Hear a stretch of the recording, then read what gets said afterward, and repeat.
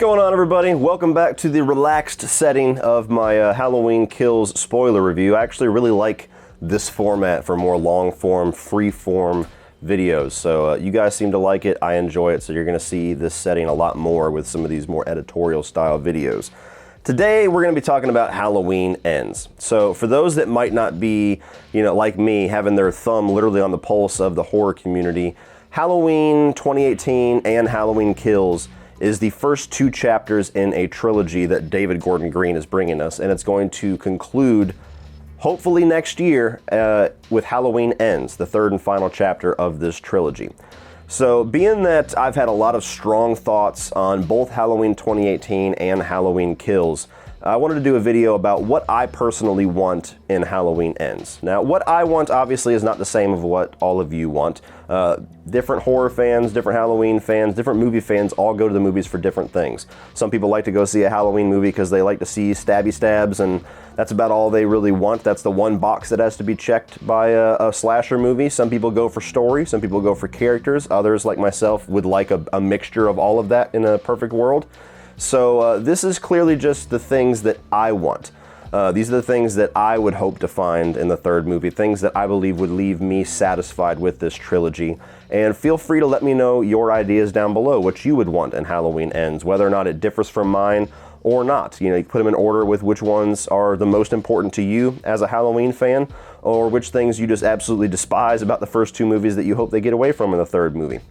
Also, if you are a Halloween fan, please hit that subscribe button because I've done a lot of content over the past week regarding Halloween Kills. I've did two separate reviews of the movie. One of them is an hour long where I literally go through the entire plot and talk about things that I liked and disliked. I've re-ranked all of the Michael Myers masks, all of the Michael Myers actors. I've re-ranked the entire franchise, worst to best of all the movies. And this weekend, I'm going to conclude my Halloween content with a video top 10 Halloween moments, where I'm going to go through the franchise and pick out my favorite moments of all these different films. So hit the subscribe button so you don't miss any of that. Now, as far as Halloween Ends, I'm not going to have a ton of things to say here regarding like specific plot points or I want to see this character specifically do that. They're very general ideas that I have that I think would make this final chapter be a nice concluding chapter that would round out this trilogy very well.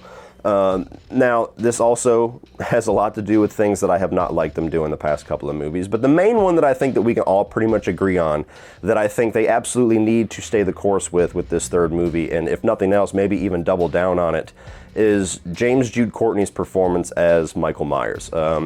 He is officially now my favorite Michael Myers. Spoiler alert if you haven't seen my ranking of the Michael actors.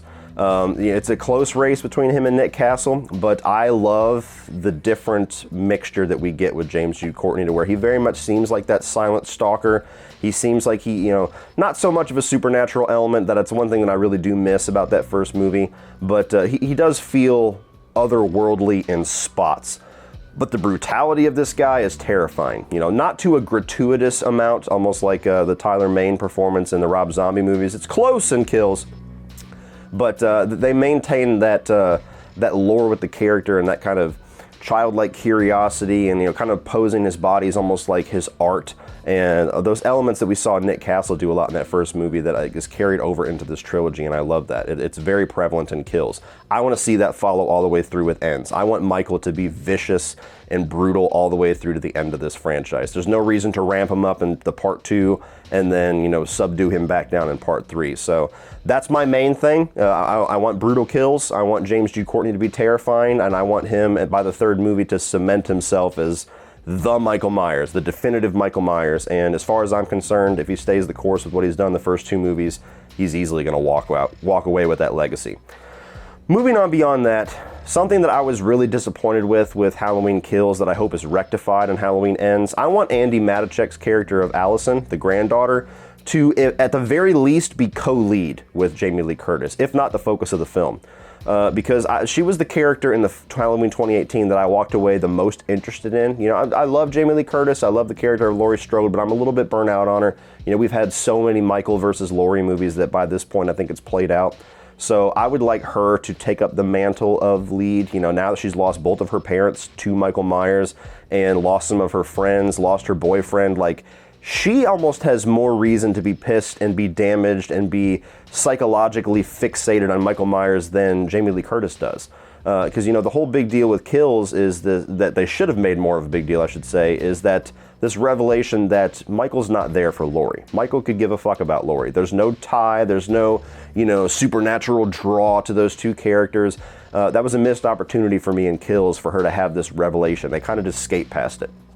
So if we're going to skate past it, fine. Now that Laurie knows that Michael don't give a fuck about Laurie and he just killed her daughter, there is a very good place to take Andi Matichak's character of Allison and make her now the one that is leading the charge against Michael Myers. And we know that this is going to be a 4-year time jump now between Kills and Ends, which I still don't completely understand, but I can't judge it fairly until I see the movie. Maybe when I see the movie, I'll be like, oh, that makes total sense. I understand why you did it. Or maybe I'll be sitting here a year from now going, that was fucking stupid. This should have been the same night. You ruined it. You ruined your trilogy.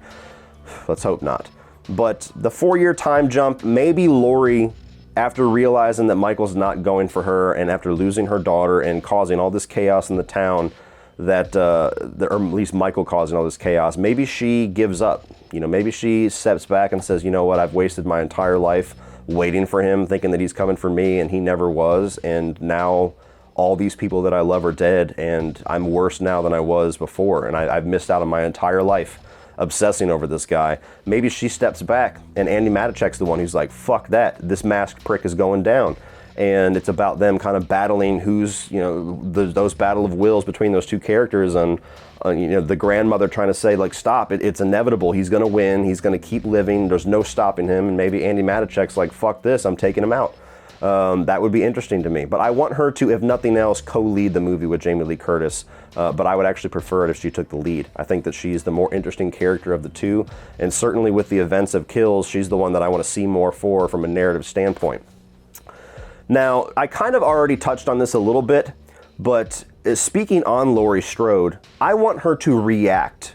I want her to actually have a reaction and have it be a part of her character arc, the revelation that she is not the draw for Michael. Because like I said, they kind of skate past it in Kills. You know, Andi Matichak starts the movie knowing that Sartain is the one that brought them together, knowing that for all intents and purposes, this whole legacy that her grandmother has held, to where she thinks that Michael is just gonna, you know, is just sitting and waiting, that was all bullshit. But she doesn't tell anybody that, and that was a frustrating plot element for me in Kills. And then by the end of the movie, when you get everybody on the same page, Hawkins, Laurie, Karen, and Allison, all knowing that Michael's just evil. He's just motiveless evil out there doing his thing.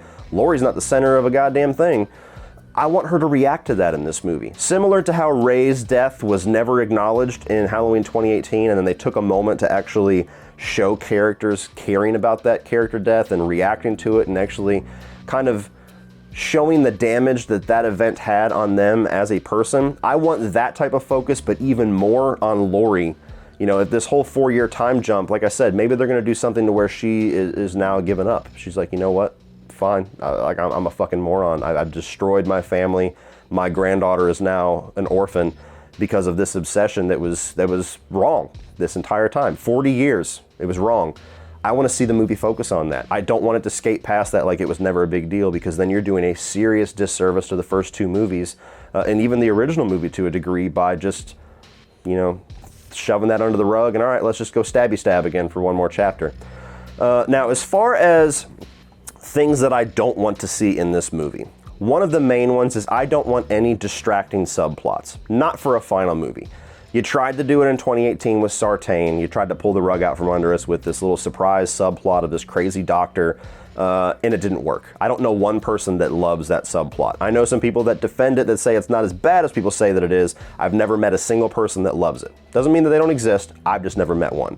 The vast, loud majority of people that I have spoken to hate that plot twist. Even one of the writers of the movie came out a month or so ago and said he fought tooth and nail to try to get that subplot taken out of the movie because he thought it was ridiculous. And lo and behold, I think he was right.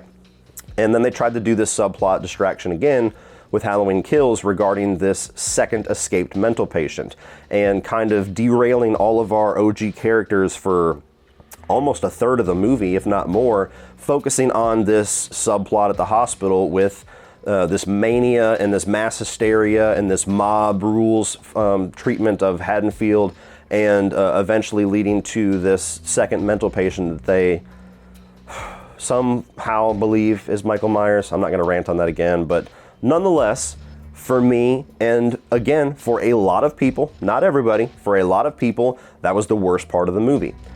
So learn your lessons. Like, seriously, whoever's writing this movie, whether it continues to be Danny McBride and company, or if somebody else comes in, or if David Gordon Green puts a little bit more in the writing, I really don't know what the balance is. Look at what you've done in the past 2 movies. Valiant effort. You tried. You tried to put a little bit more depth into a slasher movie. I applaud the effort. The execution really failed for me and a lot of people. Don't make that mistake again. Don't think third time's the charm. Let's talk about race relations for 20 minutes in this movie out of nowhere. Like don't do anything like that. Just focus on Michael, focus on Laurie, focus on Allison, and wrap up this storyline with the storyline we came to see, which is all of these characters coming to an explosive conclusion. There's no need to distract that from the third movie. This is the culmination. This is the conclusion. This is where it is the time to shine. This is where it is literally the linchpin of the legacy of this trilogy. Don't fuck it up, because I'm telling you right now, if the Halloween fan base, although most of them don't have the ability to do this, if the Halloween fan base watches this movie and is extremely critical of it, that's going to taint the legacy of the other 2 movies that, you know, for the most part, you seem to have the Halloween fan base in your corner. Don't fuck it up in the third act.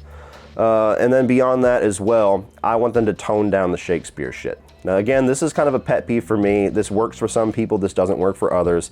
Like I said, these are my thoughts, my wants, as if they care what I want. This is just me speaking from a fan's perspective, one man's opinion.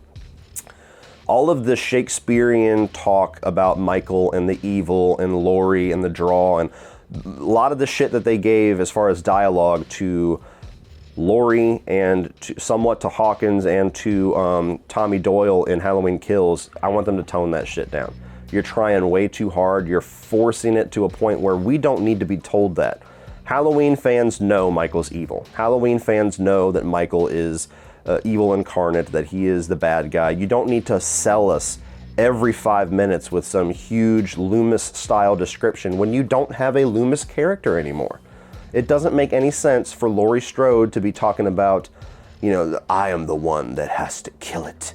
And, you know, you don't deserve to suffer for the darkness that I created. It's like, bitch, no. No. So we've got that out of your system in Halloween Kills. Didn't work for me.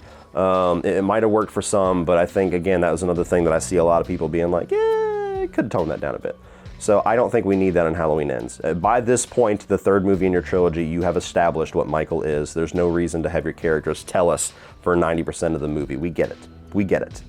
The last thing that I want in this movie, actually the thing that I need in this movie, it might be the most important thing. This has to be a definitive end.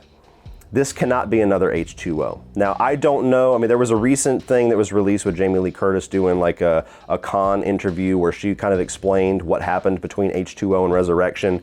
And essentially what happened is she signed up to definitively kill this character 20 years later for a badass final chapter, and only after she signed on, only after everybody was hired, only after they were just about to shoot did she find out that the Akkads, who owned the rights to Michael Myers, would not legally allow the character to be killed in any movie. Now, I don't know if that's still a thing. I don't know if that's still in print somewhere. I don't know if that's something that when Blumhouse kind of took over, they altered that, or if there's a clause in there like, well, if we continue the franchise with a different timeline 2 years from now, can we end this timeline definitively? I don't know how that works. But speaking out of ignorance of how that works, this has to be a definitive end. If this movie ends in any sort of an ambiguous fashion, you have failed this trilogy. I mean, and I don't care, both with Laurie and with Michael, they both need to have a definitive end, whether that's death or whether that is completely like removing Laurie from the situation completely somehow, or taking Michael out of the equation somehow. I mean, death seems to be the way to do it, but this has to be a definitive end. If there's any bullshit at the end of this where they're like, all right, well, that concludes the story kind of, but we might see you again, like Michael opens his eyes or something like that, that is going to be some serious bullshit. I don't care how good of a story you tell. If you sold us literally for like what's going to be like 5 or 6 years at this point by the time we see this movie, on the final conclusion, the final confrontation between Laurie Strode and Michael Myers, and you don't deliver that, I'm going to be pissed. And a lot of people are going to be pissed. So I really hope they don't do another H2O resurrection thing where they give us this awesome ending a la H2O and then retcon it in the next movie, or they leave this open, or they leave something open to interpretation or ambiguous, or we don't actually see Michael die or anything like that. I mean, even if they just definitively kill the Laurie Strode character, if this trilogy is just about ending the Strode's tie to Halloween so that 2-something years from now, they can go on with Michael Myers, but now it's a totally different storyline and we can go somewhere new with this franchise, I would even be satisfied with that, but it has to be definitive. It has to be definitive. I don't want to see an H6O with Jamie Lee Curtis coming back as an 80-year-old woman fighting off Michael Myers in 20 years. So that's the biggest thing for me that I'm worried about with this is after hearing the truth of what went on with H2O, which I kind of always suspected, I don't want that to happen again. Like, end it. Have the balls to end it and blow us all out of the water blow us all away with what you're going to do and how ballsy you're going to be with this end. Because, I mean, at this point, Halloween's a choose-your-own-adventure franchise anyway. There's like 7 or 8 different timelines. It's not going to kill the legacy of Michael Myers. It's not going to write you into a corner if you kill these characters this movie. Like I said, 3 years from now, you can reboot it again and start from Halloween 4 or start from, you know, the first movie, but Laurie Strode isn't Sarah Connor in this one. She's just the character in the first movie, and now he's escaped and went on to a different town, or fucking Laurie Strode left Haddonfield after 78. He's back in Haddonfield, but you have other characters you're going to explore. There's a lot you can still do. There's a lot you can still explore. But this movie, as far as the trilogy, the story you have set up, needs to end it definitively. So that's pretty much all I got, guys. I'm still so unsure about what direction they're taking this last movie with the things that they've been saying recently about altering it to be 4 years later instead of the same night like it was originally planned. And there was a statement made, which might have been taken out of context, with Blum talking about the pandemic and political climate being taking place in the movie to some extent. I really have no idea what their plans are. It almost seems like they're starting from scratch. But nonetheless, knowing what I know of these first 2 movies and going off of what they have told us for the past number of years, this is what I want in Halloween Ends. So what do you want in Halloween Ends? How do you want this trilogy to wrap up? What's the things that you have to see? What are some things that you absolutely do not want to see? Let me know in the comment section down below, guys, and we will talk about it. Please like and share this video, get some eyes on it, get some new subscribers to the channel. If you are finding me for the first time, like I said at the beginning, please hit that subscribe button. And if you enjoyed this channel and this video enough that you actually want to contribute financially and help keep the lights on and help add to the production that goes on behind the scenes, please check out my Patreon page down below. There's a lot of exclusive perks and exclusive content, and there's going to be a lot more coming now that I'm full-time for that contribution. I appreciate your consideration for that. Thank you for watching as always, and remember, opinions are like assholes, but that doesn't mean that you have to be.